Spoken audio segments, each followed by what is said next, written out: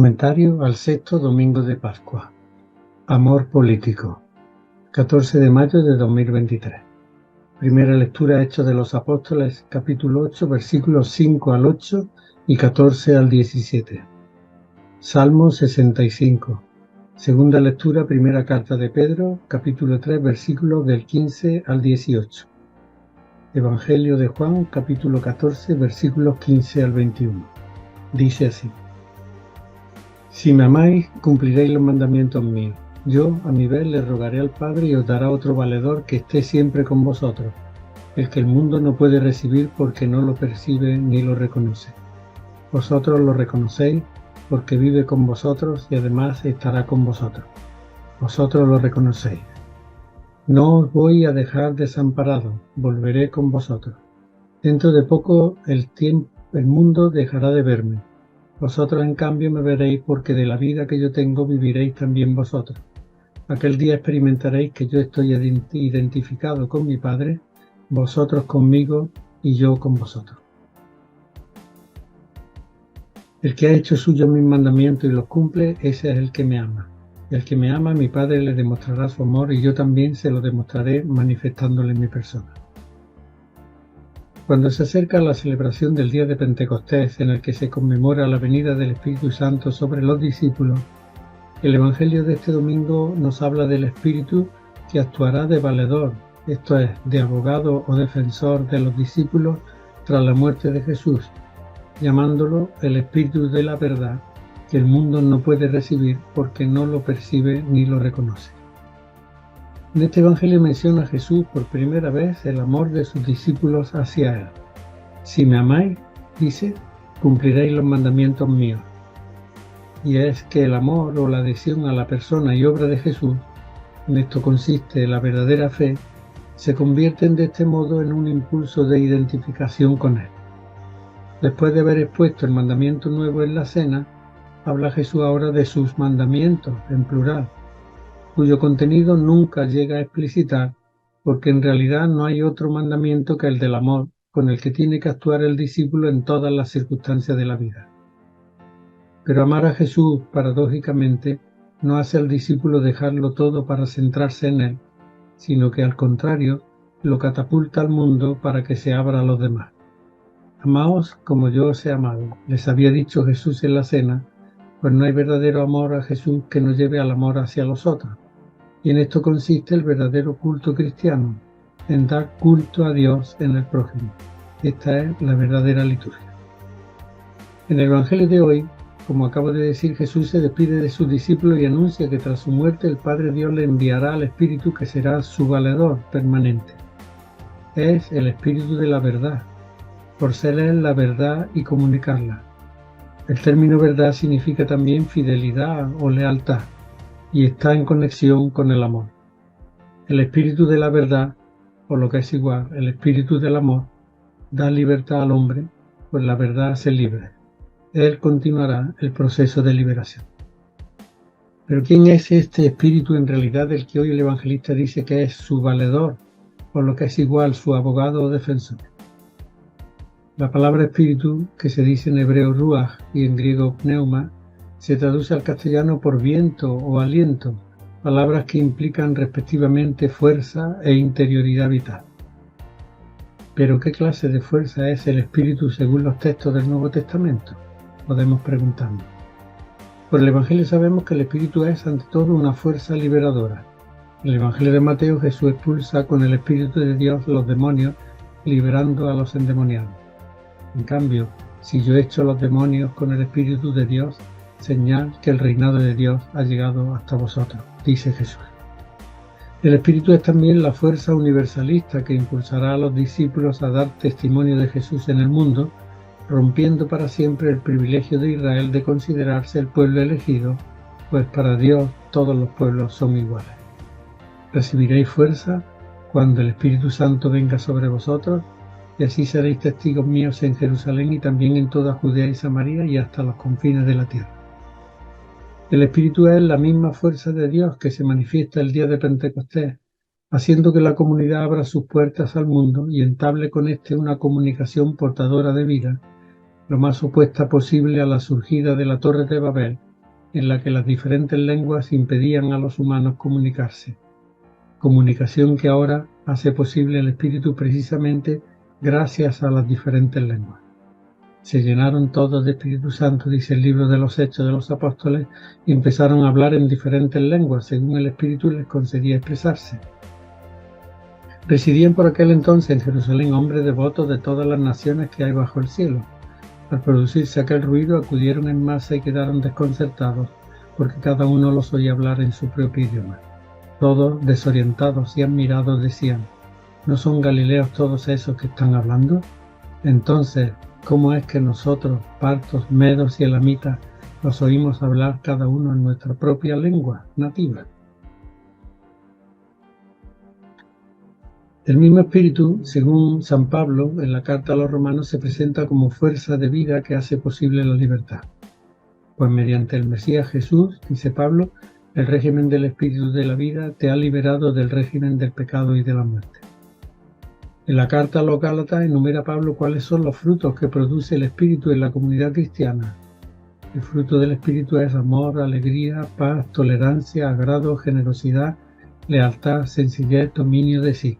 Contra esto no hay ley que valga, dice en la carta a los Gálatas.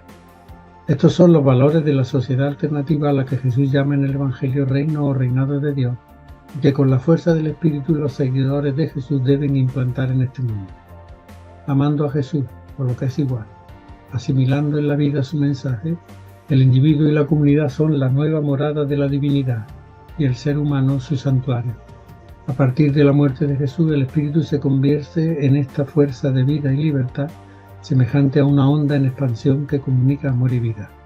Por los textos del Nuevo Testamento queda claro que ni Jesús ni Dios quieren acaparar al ser humano, sino hacer que éste, viviendo el estilo de vida de Jesús, se convierta en don de sí mismo a los demás, en amor absoluto.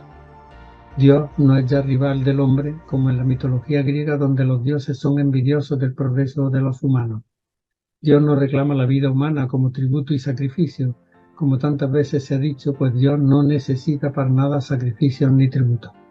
Este Dios que por medio del Espíritu se muestra como fuerza de vida, no disminuye al ser humano, sino que lo potencia.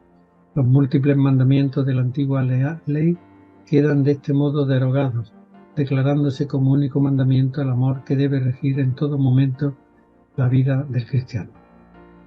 Pero con frecuencia puede pensarse en el amor a los demás como algo dirigido en concreto a personas que viven a nuestro lado o a las que nos acercamos de algún modo, aunque se encuentren lejos, para suplir sus carencias o remediar sus dolores. No basta con esto. Este amor debe tender también a cambiar las estructuras de una sociedad que sigue siendo hostil a los valores del Evangelio. En este sentido podemos hablar de un amor político, un amor a la polis, a la ciudad, al país en el que nos ha tocado vivir. Estamos en España ante unas próximas elecciones y el cristiano, como discípulo de Jesús e impulsado por el Espíritu de Dios, debe mostrar no solo el amor que tiene al otro acudiendo en su ayuda, sino también el amor por su país, dando su voto a quienes representen una vía alternativa a este neoliberalismo que nos asfixia, regido por tres grandes principios abiertamente opuestos al Evangelio: la primacía del individualismo, el predominio del materialismo y la preeminencia del hedonismo. Es obligación del cristiano y del ciudadano también, por supuesto, tomarse en serio las elecciones e inclinarse por quien o quienes propongan una alternativa al país en la que prime la justicia y la fuerza del amor hacia todos esos colectivos que están en los márgenes de la vida, casi desamparados. No es indiferente votar a uno u otro partido así porque sí. Como cristianos, pero también como ciudadanos, tenemos la responsabilidad de votar los partidos que hagan la vida más amable, más amigable, que rompan con esta bronca constante en la que andan inmersos determinados políticos y que abran nuestro país y también nuestro mundo a un futuro mejor. El cristiano está obligado a ver cuáles de entre los partidos que se presentan a las elecciones locales ahora, nacionales más tarde, pueden configurar una sociedad más justa y solidaria en la que todos sin excepción puedan participar en el banquete de la vida. En estas circunstancias, obligación cristiana es no dejarse llevar sin más por la imagen del líder de un partido, sino leer los programas electorales y elegir entre ellos aquel o aquellos que miren más a quienes nadie mira, que puedan llevar al país a las transformaciones necesarias para abrirlo al futuro. Y ojalá que del voto que cada uno emita en conciencia pueda surgir una sociedad que conecte de nuevo la política con la vida cotidiana, que la política vuelva a ser ingenua y utópica, que trate de lo que nos deja sin dormir, de lo que soñamos, de que la felicidad pueda ser un derecho y no un lujo, que se ocupe del tiempo libre, de la salud mental, de los cuidados y la responsabilidad afectiva, del aire que respiramos y la comida que comemos, de la tierra que caminamos, de una existencia libre de la amenaza de la precariedad. Que el voto de cada uno ayude a conformar un gobierno plural, mejor que monocolor, que se empeñe en que la gente no sufra, en eliminar en la medida de lo posible las penurias del día a día, en identificar y postular elementos comunes para una confianza renovada de los de abajo en sus propias fuerzas. Un gobierno que lleve a la democracia, que no es otra cosa que participación ciudadana, y que lleve la democracia a todos los rincones de la vida, deshaciendo los poderes oligárquicos que hoy la asfixian. La decadencia del paradigma neoliberal de la que se habla ahora permite imaginar y anticipar en la teoría y en la práctica un nuevo paradigma que hable del retorno de la política industrial, de la redistribución de la riqueza, de la desmercantilización de derechos y de la planificación democrática para la transición ecológica. Un nuevo paradigma en el que el posible gobierno salido de las urnas se atreva a intervenir el mercado de la vivienda y la desarticulación del bloque inmobiliario rentista, la democratización de la energía favoreciendo comunidades energéticas, políticas industriales verdes para luchar contra el cambio climático o incluso las transformaciones urbanísticas que favorezcan espacios y hábitos de vida común. Un nuevo paradigma basado en la ecología y el feminismo capaz de transformar la vida cotidiana y que permita imaginar un mundo mejor. Un nuevo paradigma en el que sea posible una apertura política para que la gente que no cuenta pueda irrumpir, para que regresen quienes se quedaron por el camino o los que ya no confían en nada o ni siquiera mirar. He tomado estas ideas más o menos al pie de la letra de un artículo de Íñigo Errejón en la Tribuna del País del 14 de abril pasado titulado Para un nuevo ciclo a la ofensiva, artículo cuya lectura atenta recomiendo. Y es que el amor que Jesús nos mandó practicar no debe agotarse en el prójimo necesitado, como decía, sino que es necesario y muy importante que tienda al cambio de unas estructuras de las que depende la vida digna de los ciudadanos. Evidentemente que esto puede sonar a utopía. Alguno incluso puede creer que estoy haciendo campaña electoral por un determinado partido, pero no es eso. Me preocupan más las ideas que tienen los gobernantes que estos mismos.